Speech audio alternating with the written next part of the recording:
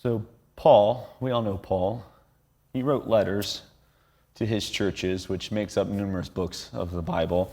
Romans, Galatians, Corinthians, up to 13 were written by him. And they were usually defending Jesus or encouraging Christ's work. This is close to the beginning of one of those letters that we're going to read today that he wrote while he was in captivity. There was a period of time where he was. And Epaphras, who lived in Colossae, started his church in Colossae and was worried as there were groups in that place that were putting some pressures onto his people, and they were very faithful, servant-hearted Christians who followed Jesus Christ and claimed him as king. And many in that age were worshiping other powers, mystical powers of the gods, or following the laws of the Torah. And Paul presents these words to the church in Colossae, and as you can guess, we're reading from Colossians, to illustrate who God is as a word of encouragement to the people there. Colossians 1:15 through 20. He is the image of the invisible God, the firstborn over all creation.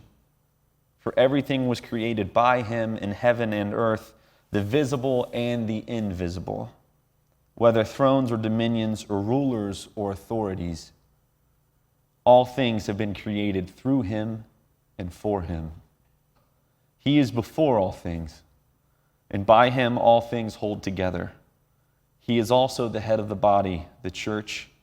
He is the beginning, the firstborn from the dead, so that he might come to have first place in everything. For God was pleased to have all his fullness dwell in him, and through him to reconcile everything to himself, whether things on earth or things in heaven, by making peace through his blood shed on the cross. God is in all things. And Jesus is not just the Son of God, who is the Savior to all people. There is nothing with more authority than him, and there is nothing more common than him. Through his death, he extends himself to you to be first in all things. He wants your success and your failures. He wants your weirdness and your anxiety, and he wants the things that make you different and special. Paul was reminding the church of that truth. When problems arise, it's usually because I do things my way. Maybe you're in that same boat too. The success you're striving for, that perfect marriage that you want, that business you're starting or the one that you're thriving in, that group you're longing to be a part of. Maybe you're not where you want to be because you're the one that's leading that charge. You see, God has gone first and has made a way for you.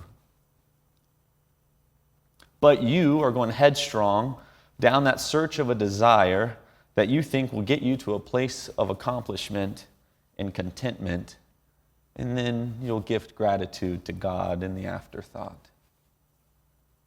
But God is in all things, and he has come to have first place in everything. No matter what it is we are longing for, the root of that search is to get to him. So the next step that you take, let him lead.